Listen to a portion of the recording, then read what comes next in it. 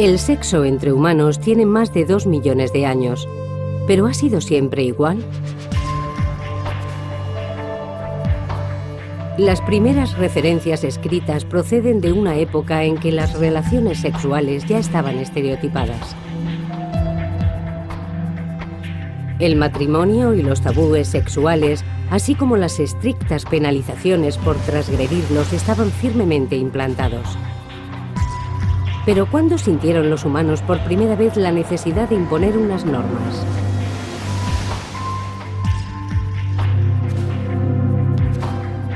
¿Cuándo empezó el sexo a estar gobernado por la sociedad? El sexo en la antigüedad. La Edad de Piedra.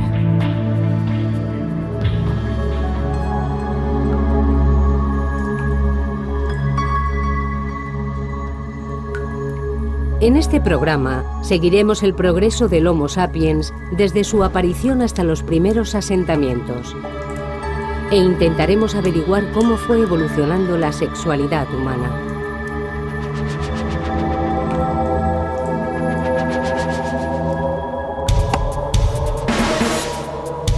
Los indicios físicos son escasos.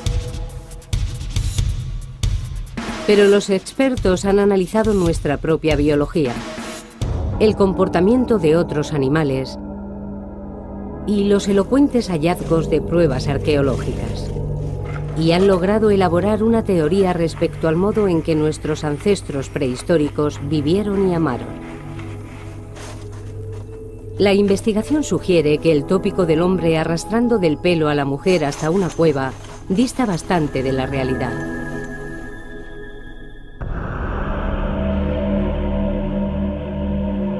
Hace 26.000 años, 10.000 años después de la muerte del último Neandertal, un reducido grupo de humanos primigenios ejecutó un extraño ritual. En las profundidades de la Europa de la Edad de Hielo, en lo que ahora es la República Checa, 3 jóvenes fueron enterrados juntos en la misma tumba. Este triple enterramiento es un misterio y también una clave para entender los orígenes de la sexualidad humana.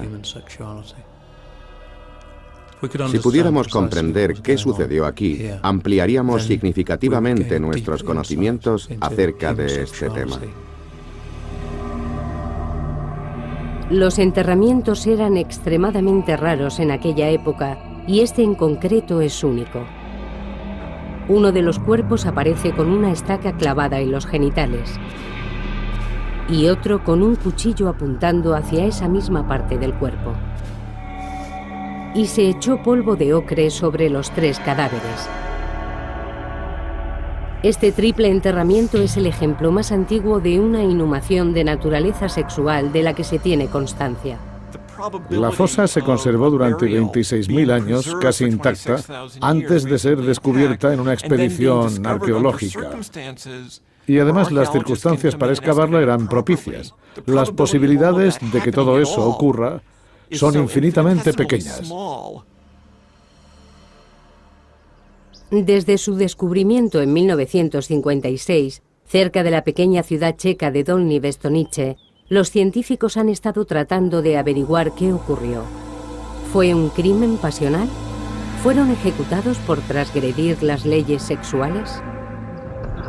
Se sabe que en el Paleolítico o Edad de Piedra, los pueblos que enterraban a sus muertos en Dolní Věstonice vivían en grupos pequeños y estables de unas 30 personas.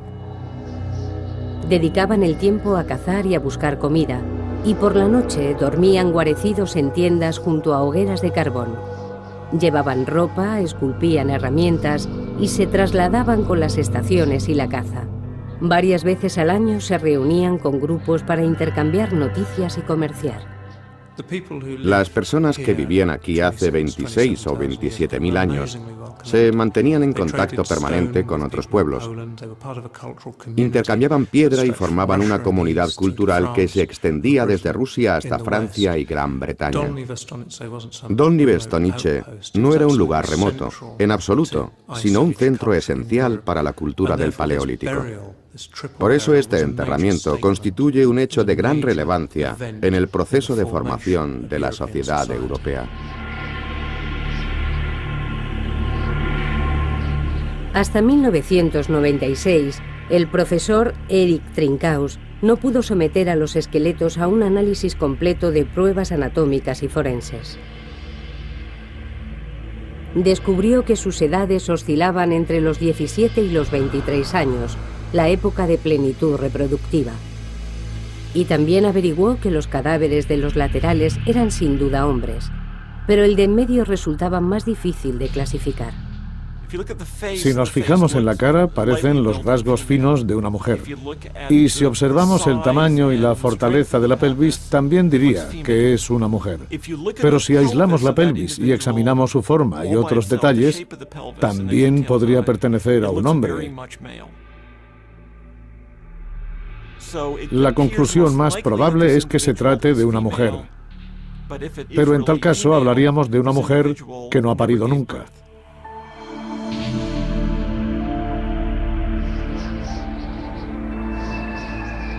Las pruebas demostraron que habían muerto repentinamente y fueron enterrados pocas horas después, antes de que el rigor mortis apareciera en sus rostros. La importancia concedida a los órganos genitales apunta a que fueron ejecutados por motivos sexuales. Estos 3 jóvenes murieron juntos y fueron enterrados juntos. Seguramente también los mataron juntos. Puede que los envenenaran porque la sociedad no pudiese tolerar su conducta. Quizá actuaron de un modo depravado para esa época. Pero ¿qué horrible acto pudieron cometer?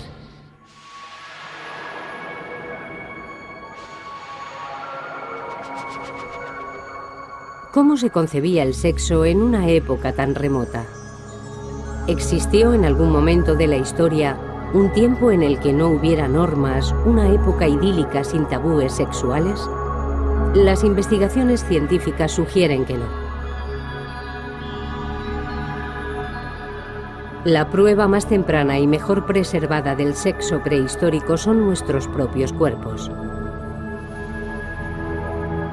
Hace 5 millones de años, los humanos empezaron a diferenciarse de nuestros parientes primates más cercanos. Hace unos 3,5 millones de años, iniciamos nuestra andadura sobre 2 piernas. Hace 100.000 años, los hombres y las mujeres empezaron a asemejarse a nosotros. Y hace 26.000 años, la época en que se produjo el triple enterramiento, nuestros cerebros eran exactamente del mismo tamaño que ahora. Debemos ser conscientes de una cosa. No podemos pensar en nuestros antepasados como en los picapiedras. Si hubieran sido unos seres estúpidos, nosotros no estaríamos aquí. Si vemos al hombre prehistórico como un animal torpe que merodeaba en busca de comida, estamos muy equivocados.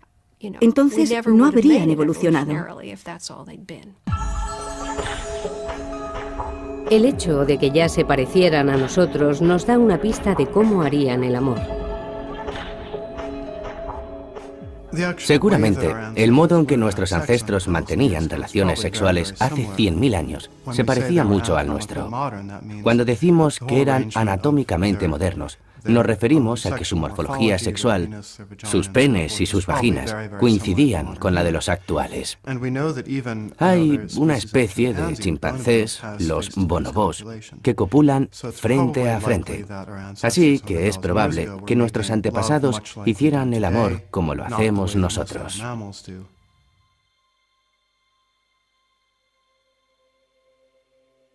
Sin embargo, las mayores similitudes se han encontrado en el interior de nuestros cuerpos.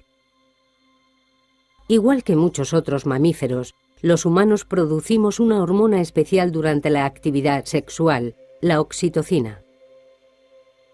Esta hormona induce sentimientos de unión romántica que vinculan a las parejas.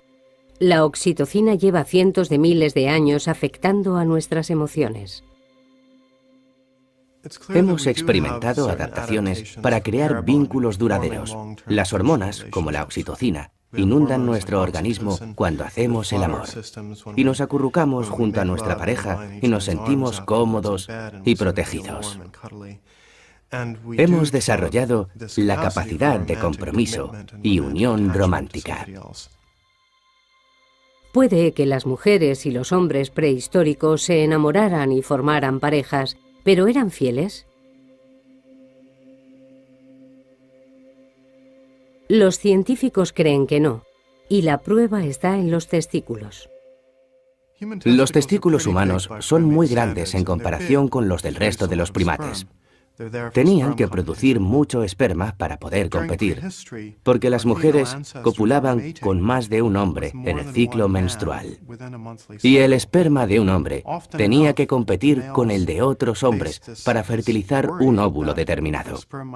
Así es como se origina la competencia entre esperma, inducida únicamente por la promiscuidad de las mujeres.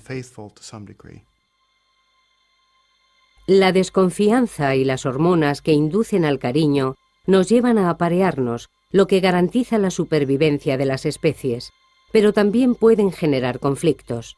Los celos y la rivalidad sexual están presentes en muchas poblaciones animales, no solo en los humanos. Pero desde el principio de los tiempos, los humanos han sabido que la promiscuidad no era conveniente.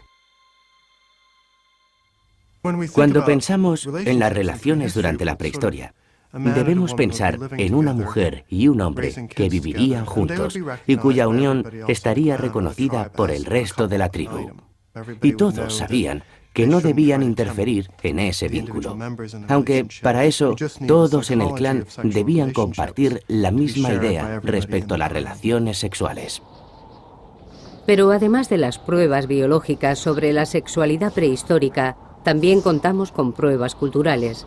Curiosamente, data de la misma época que el triple enterramiento.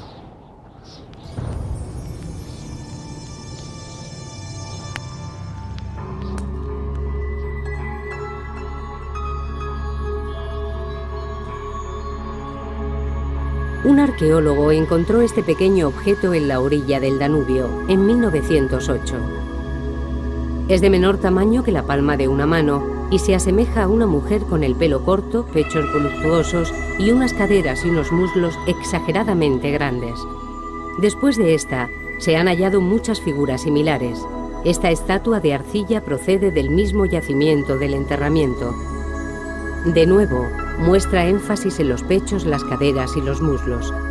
¿Qué serán estas extrañas figuras? ¿Se trata de diosas de la Edad de Piedra? ¿El icono sexual de la prehistoria? ¿O son solamente arte? Algo destacable respecto a estas figuras es que la gente tenía que emplear bastante tiempo en esculpirlas. De esto se deduce que ya no dedicaban todo su esfuerzo a la supervivencia. Los expertos creen que las mujeres, igual que los hombres, saldrían a buscar alimento. La idea popular de que el hombre consigue la comida y provee a la mujer no tiene mucha lógica. Ese estereotipo carece de sentido. Sobrevivían de la caza y la pesca y ocasionalmente recogiendo bayas y frutos secos. Y también habría miembros del clan que se quedaban en el poblado cuidando de los niños o de los enfermos. Pero cuando se trataba de cazar, todos colaboraban por igual. Parece que en la prehistoria existía mucha más igualdad sexual. De hecho, las mujeres eran perfectamente capaces de alimentarse, de alimentar a sus hijos, de protegerse. Vivían en grupos unidos y se desenvolvían muy bien sin los hombres. No los necesitaban tanto, y eso les concedía muchísimo poder. Los estudios sobre grupos cazadores y recolectores también apuntan a la igualdad. En las sociedades recolectoras se da un nivel de igualitarismo razonable. Si alguien no estaba conforme con la organización de las tareas, siempre podía optar por irse, buscar otra tierra cerca del agua o de otros pastos y vivir felizmente allí. En la prehistoria, la voz de los hombres tenía el mismo peso que la de las mujeres. Era un mundo en el que imperaba la igualdad social y sexual. Sin embargo, dicha igualdad no se refleja en el arte del periodo prehistórico. Actualmente tenemos constancia de 200 de estas figurillas. Las hay de muchos tipos y materiales. Algunas, como esta, están hechas de piedra caliza, y hay otras esculpidas en marfil de hace 20 y 30.000 años. Han sido encontradas desde Rusia hasta Francia, pero puede que solo estemos ante la punta del iceberg. Seguramente haya por descubrir muchas decenas de miles de estas figuritas más.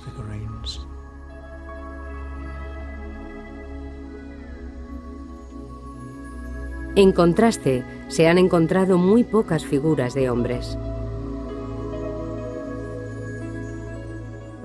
Una de las primeras figuras masculinas, y sabemos a ciencia cierta que es un hombre porque posee pene, tiene un agujero en el torso que le atraviesa hasta la columna vertebral y presenta otro agujero en la cabeza. Son los restos de un muñeco. Es una de las primeras representaciones de un hombre y se trata de una marioneta. Resulta curioso.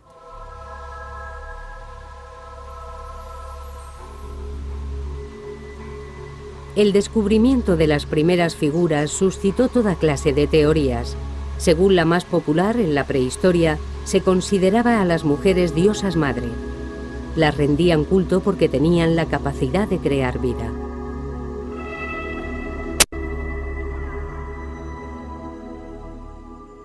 El milagro en el cuerpo de la mujer era obvio. No le pasaba lo mismo al hombre. La fuerza de la vida no existía, o no era tan evidente en el cuerpo del hombre. Veían los genitales colgantes, pero no establecían relación directa entre ellos y el proceso de nacimiento, muerte y renacimiento. Y la gente de la Edad de Piedra sentía la necesidad de poseer un símbolo tangible al que venerar. Eso podría haberlos llevado a imaginarlo con forma de mujer.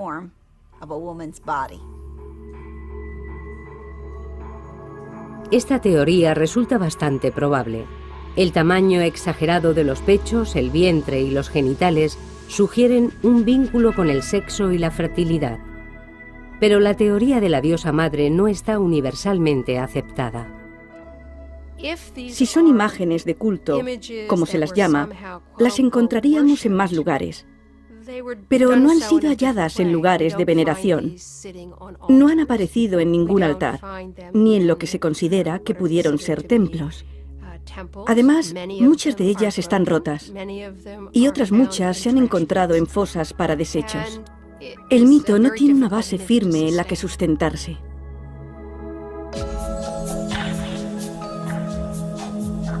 Esas dudas han conducido a otra teoría. Quizás solo reflejaban el canon de belleza de la Edad de Piedra.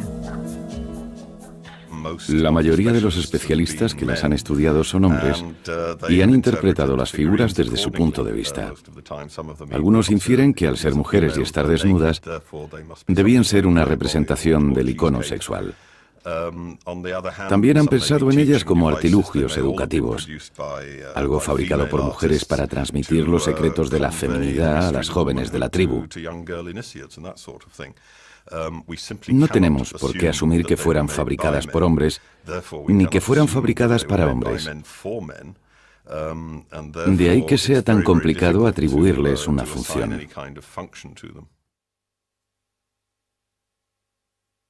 Tal vez no sean diosas madre ni iconos sexuales, pero sin duda lo que no muestran constituye una pista tan elocuente como lo que muestran.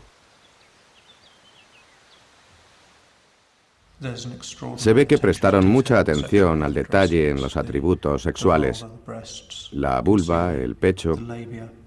Se diferencian perfectamente los labios e incluso muestran una hendidura que señala la posición del clítoris. En cambio, carecen completamente de rostro. Quizás hace 25.000 años asistimos por primera vez a la creación de la categoría sexual. En este momento se empieza a ver a las mujeres como categoría sexual, no como personas individuales sexuadas, y tampoco como representación de un individuo que era amado por sí mismo y por sus virtudes. Eran simplemente un objeto de deseo, algo sin voluntad propia, algo que se podía poseer y con lo que se podía comerciar, algo sin rostro. Si Taylor tiene razón, las Venus indicarían que por primera vez la función sexual de las mujeres tiene prioridad sobre su función como individuos. Y este concepto esencial ha sido reflejado en más representaciones, como los grabados en las paredes de las cuevas durante ese mismo periodo. Cuando a principios del siglo XX los arqueólogos encontraron estas figuras, no dudaron en identificarlas como vulvas femeninas. Les han dado nombres extraños, como vulvas estilizadas, vulvas esquemáticas, vulvas inacabadas, incompletas y muchas otras denominaciones. Incluso se llegó a interpretar una única línea grabada en la pared como la hendidura aislada de una vulva. Todo esto nos dice mucho más de los intérpretes que de las personas que esculpieron las figuras. Los problemas que vemos en la prehistoria son los que nosotros mismos proyectamos, porque pensamos que siempre ha sido igual. Estamos aplicando la perspectiva del presente al pasado. Pero a pesar de las dificultades para interpretar los artilugios antiguos, los expertos creen que hace unos 25.000 años se produjo un cambio en la historia humana, y a partir de entonces se vio a la mujer como un objeto y no como a una igual. ¿Pero por qué sucedió? La pista más clara la aporta Dolní Věstonice, el lugar donde se llevó a cabo el triple enterramiento.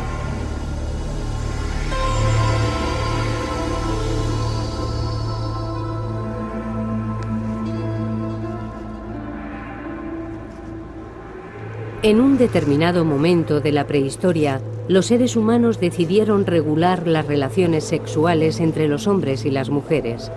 ¿Pero por qué tuvieron esa necesidad?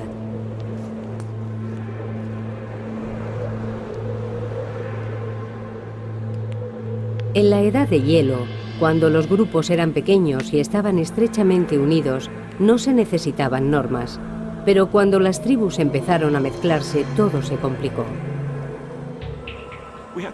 Recordemos que estos pueblos están muy diseminados por el territorio.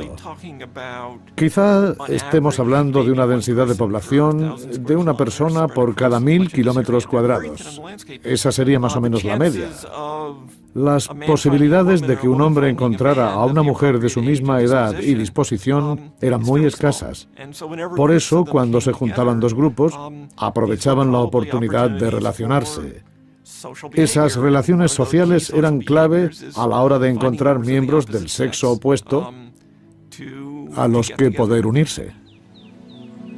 La colina en la que se realizó el triple enterramiento era uno de los puntos de encuentro más populares de Europa. Las tribus se congregaban aquí y, aunque tenían hábitos y dialectos diferentes, se reunían para hablar, comerciar y conocerse. Dolní Věstonice es básicamente la colina que domina el valle. Por eso eran una referencia para todos los pueblos circundantes. Era el lugar al que acudían cada año desde hacía siglos. Podríamos compararlo con un exuberante oasis en medio de una zona desierta, y a la gente le gustaba visitarlo.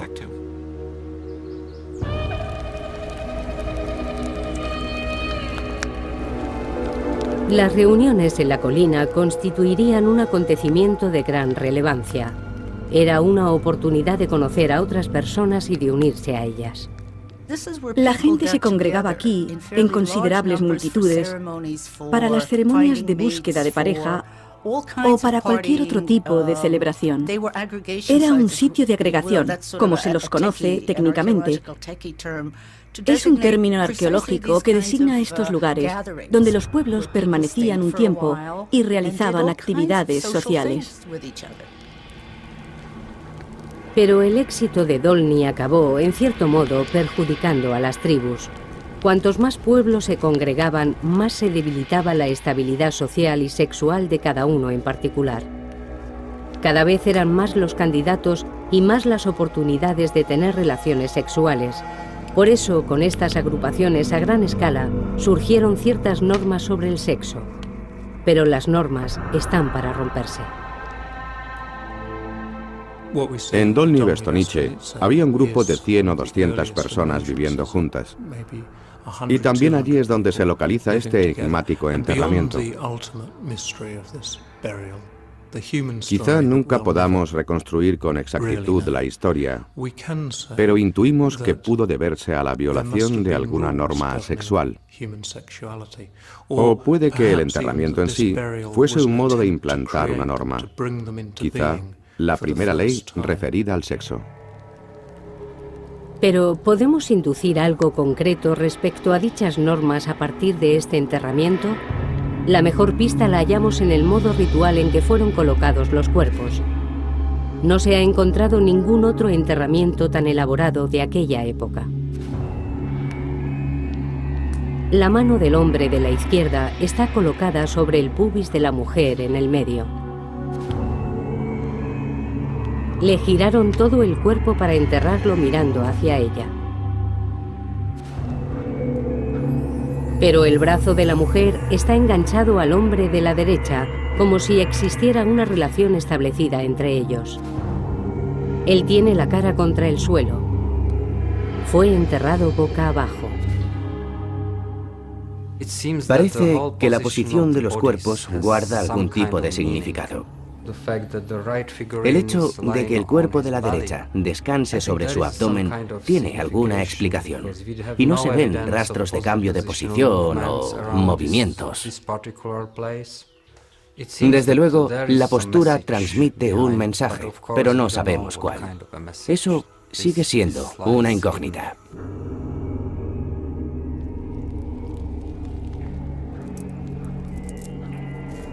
En torno al cuerpo de la izquierda vemos algunas conchas como elemento decorativo y también le clavaron una estaca de madera en los genitales.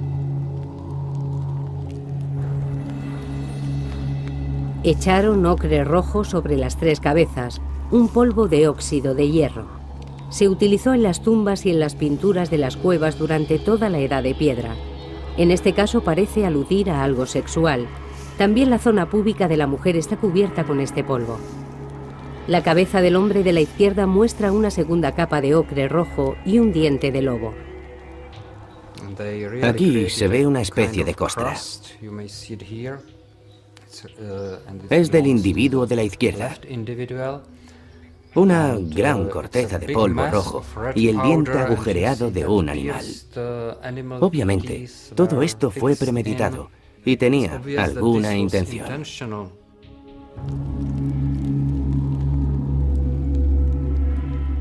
Y por último, para dejar aún más claro el mensaje, hay un cuchillo de sílex que apunta directamente a la vagina de la mujer. Aislado, cualquiera de estos detalles podría atribuirse a la casualidad, pero todos a la vez indican cierta deliberación.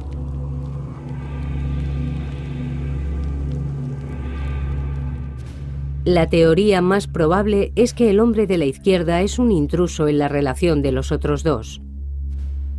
Quizás se tratase de un violador o de un amante. En todo caso, este hallazgo sugiere que las parejas eran reconocidas socialmente. Si una mujer era infiel o si otro hombre intentaba romper esa unión, eran asesinados y posteriormente mutilados. Después se hacía un enterramiento ritual. Este triple enterramiento es el presagio de lo que ocurrirá en el futuro. La evolución de la sociedad hace que el individuo como tal vaya perdiendo terreno. Esta tumba debe completarse como una obra de teatro que pretendía aleccionar a la gente. Si esa es la verdadera interpretación del enterramiento, parece que la vida sexual de nuestros ancestros no se regía por la procreación, pero tampoco era un ideal de libertad sexual. Antes de los primeros asentamientos y de la existencia de las primeras ciudades, ya se implantaban normas y castigos para los transgresores, y a medida que crecían las comunidades, las normas se hicieron cada vez más necesarias.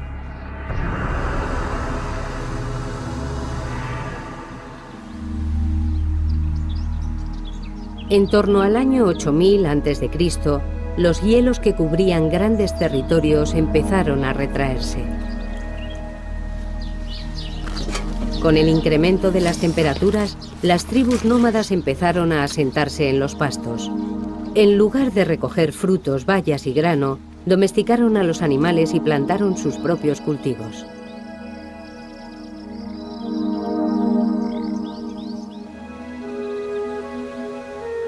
Esto es Çatalhöyük, en la actual Turquía. Fue la primera ciudad del mundo. El efecto que este lugar produjo en la vida sexual del ser humano se ha prolongado hasta nuestros días. En esta ciudad, construida sobre el lecho de un antiguo lago y atravesada por 2 ríos, vivían cerca de 10.000 personas. Una pintura de este territorio representa el primer mapa de la historia de la humanidad. Muestra Çatalhöyük a los pies de un volcán. Los grupos de casas estaban tan próximos que de pronto todo el mundo tenía vecinos.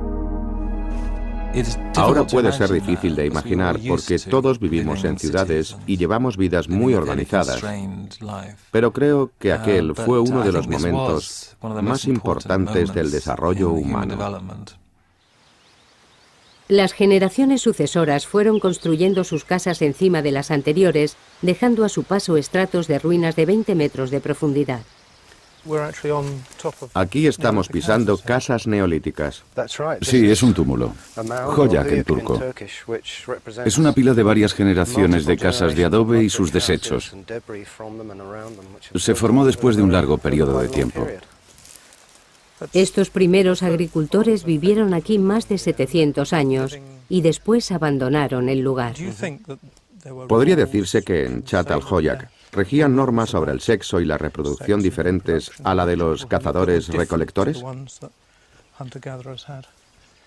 Creo que en la práctica debía de haber diferencias considerables. Las excavaciones empezaron hace 25 años y solo se ha desenterrado la 1/4 parte del yacimiento. Esta es una de las casas excavadas. Es fantástica. Extraordinaria.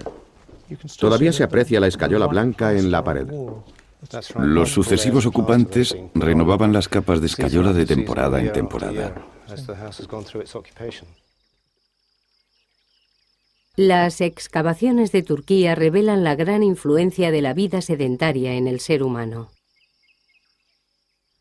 Es magnífico. No creo que la gente mantuviera relaciones sexuales en los refugios que construían anteriormente. Además, los cazadores-recolectores vivían en pequeñas comunidades de 30 personas y se conocían todos personalmente. Sin embargo, aquí tenemos una ciudad de 3.000 individuos, llena de espacios privados y sin ventanas. Solo hay esta pequeña abertura en el techo. Da la sensación de que es un lugar privado y no privado a la vez. Está escondido pero no aislado. Está rodeado del resto de habitáculos de la ciudad. Y podían verte fácilmente desde el techo o desde la puerta. Aquí lo hacían todo. Cocinaban, dormían, mantenían relaciones sexuales y hasta enterraban a sus muertos.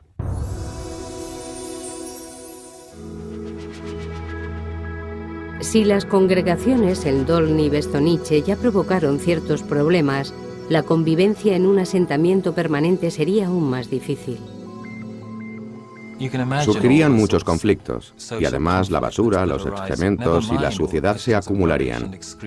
Las restricciones sociales serían cada vez más estrictas porque, obviamente, había que regular la convivencia. De lo contrario, este modo de vida no se habría perturbado. La cuestión es, ¿por qué surgían los conflictos? En Çatalhöyük, el uso del espacio estaba muy regulado. Había lugares separados para los vivos y para los muertos, para los adultos y para los niños, para los hombres y para las mujeres. El interior de las casas estaba específicamente dividido, lo cual sugiere normas muy complejas. Normas que surgen en el plano de las grandes ciudades y que debían de ser muy estrictas. Dictaban lo que se podía hacer en la ciudad como conjunto y también lo que estaba permitido en el ámbito privado. El arte de Çatalhöyük transmite mensajes muy claros. En las paredes de escayola se esculpieron cabezas de toros y carneros. Por las noches sus cuernos resplandecían a la luz del fuego. Desde arriba los observaban terribles criaturas de afilados colmillos. Un grabado muestra a una mujer con las piernas abiertas y un pene apuntando a su vagina. Hay también un grabado de una mujer desnuda sentada entre dos leopardos. Algunos arqueólogos lo interpretan como un símbolo de la fertilidad, otros como la representación del poder de la sexualidad femenina. Y esta es una de las piezas más enigmáticas: dos pechos con sendos picos de buitre a modo de pezones. No obstante, puede que estas imágenes fueran el último vestigio de la igualdad y el poder de la mujer. En la transición desde la vida nómada a la vida en las ciudades, se observa un cambio en el papel de la mujer. Eran iguales a los hombres y pasaron a ser sus posesiones.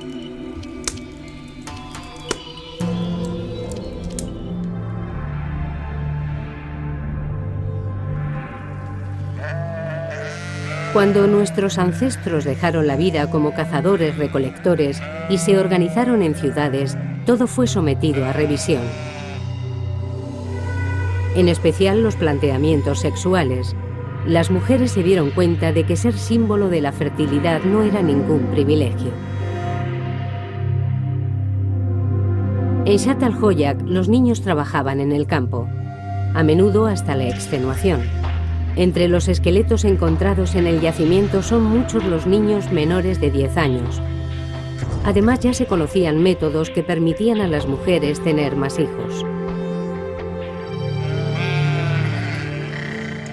La domesticación de animales supuso un suministro constante de leche.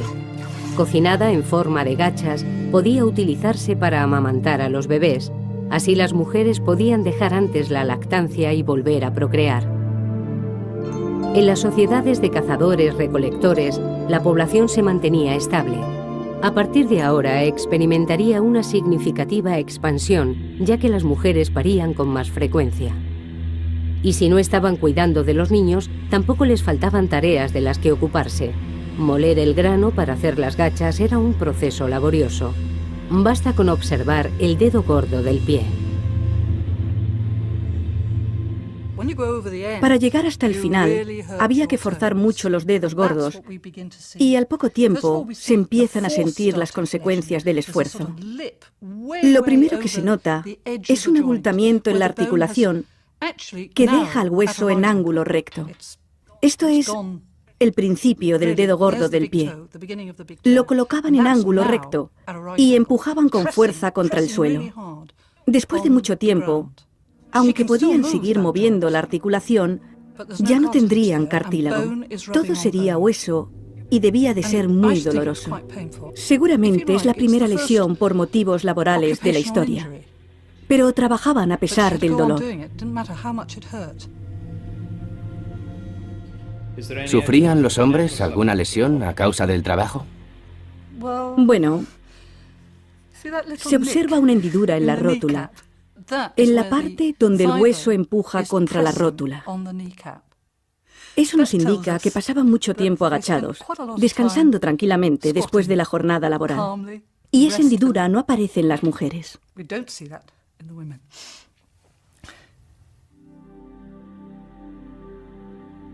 Si la vida nómada se caracterizó por cierto nivel de igualdad entre los sexos, dicha igualdad no tardaría en desaparecer. Las mujeres se convirtieron en máquinas de moler y criar. Hay pruebas que apuntan incluso a que su vida sexual también quedó marcada por la tradición. Obviamente es imposible saber con certeza las posturas que adoptaban para hacer el amor.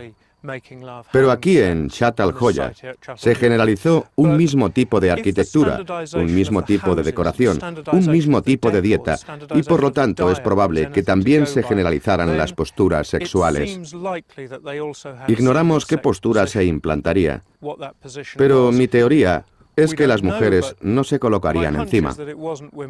En esta época se les exigía ser más prolíficas que nunca y cuidar después de los niños. Habían perdido su parcela de poder, así que tal vez las obligaban a ponerse a cuatro patas como los animales que domesticaban. Algunas de las figuras sugieren esta posición. Çatalhöyük representa una de las primeras fases de la evolución neolítica, una revolución que tuvo su efecto en el modo de vida, pero también en el pensamiento. Los nómadas poseían un cuchillo, un hacha y unas cuantas aptitudes, pero la agricultura aumentó el interés por los bienes materiales. Los cultivos, los animales y la tierra se convirtieron en propiedades que había que conservar y legar después de la muerte. Los hombres quieren asegurarse de que su tierra es heredada por los niños que llevan sus genes. Por supuesto, aún no entendían nada de genes, pero sí de la paternidad, y eran muy protectores con sus mujeres. Improvisaban toda suerte de velos, y surge un intenso deseo por controlar la sexualidad femenina.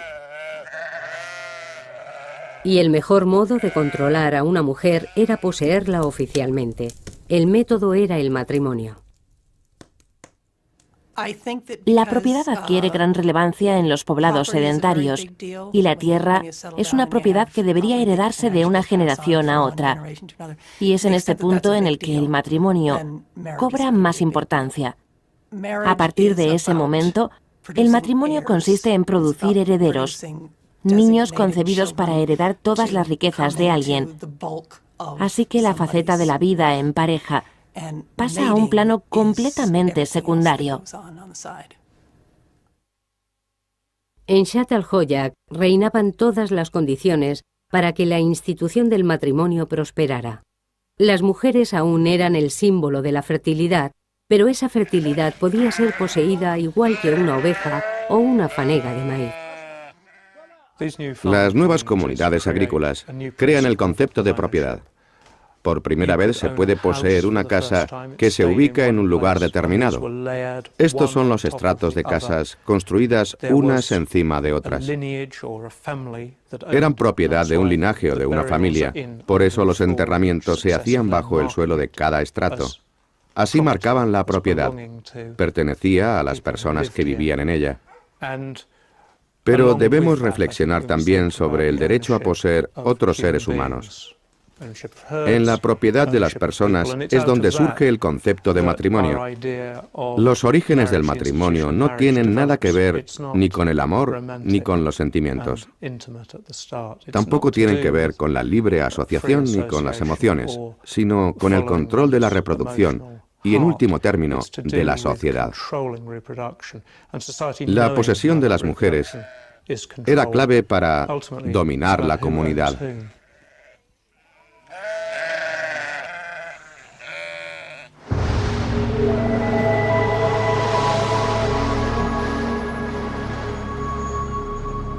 Al final, la mayor parte de los pueblos decidieron asentarse.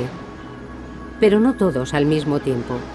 Hubieron de pasar otros 5000 años para que los asentamientos llegaran a las Islas Británicas, y para entonces los conceptos de propiedad y matrimonio ya estaban firmemente establecidos. Uno de los asentamientos neolíticos mejor conservados del mundo está en las Orcadas, en la costa de Escocia. Data del año 3000 a.C. No obstante, comparado con Çatalhöyük, Şarabrey es diminuto. Su población fija se estima en menos de 100 personas en un periodo de 600 años. El yacimiento fue descubierto en 1850, cuando una fuerte tormenta levantó la capa de tierra que cubría una comunidad de 10 casas.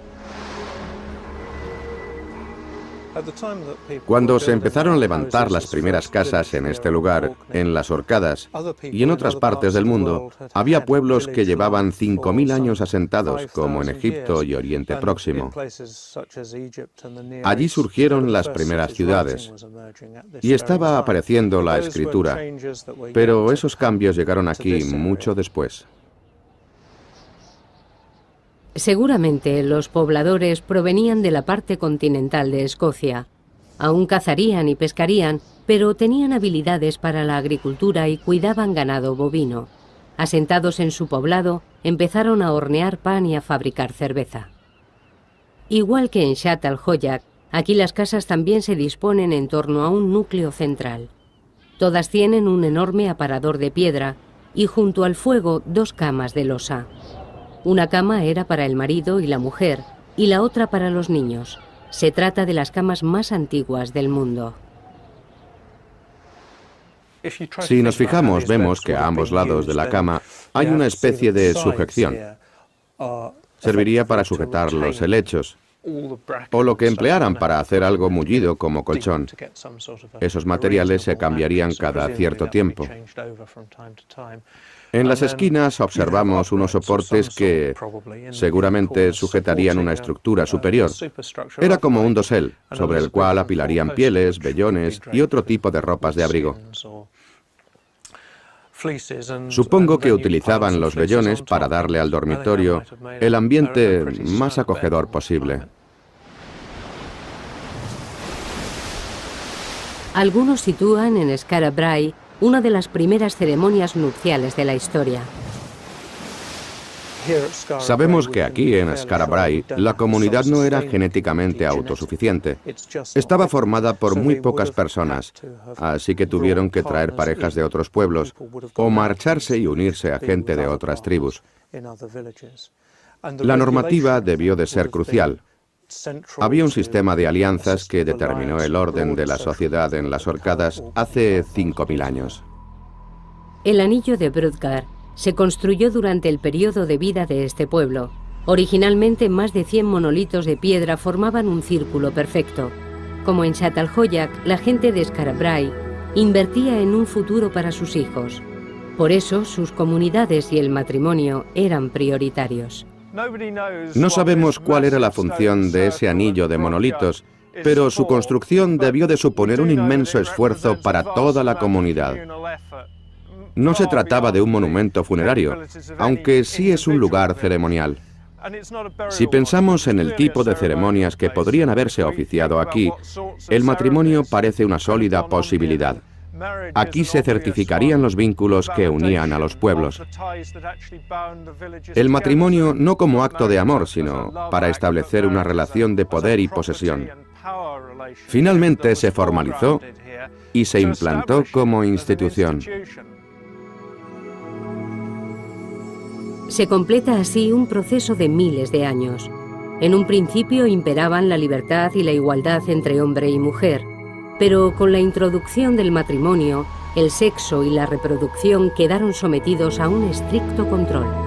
En asentamientos 5000 años anteriores a los de las Orcadas, comenzó el sometimiento de la mujer. La situación se formalizó aquí y ha perdurado casi hasta nuestros días.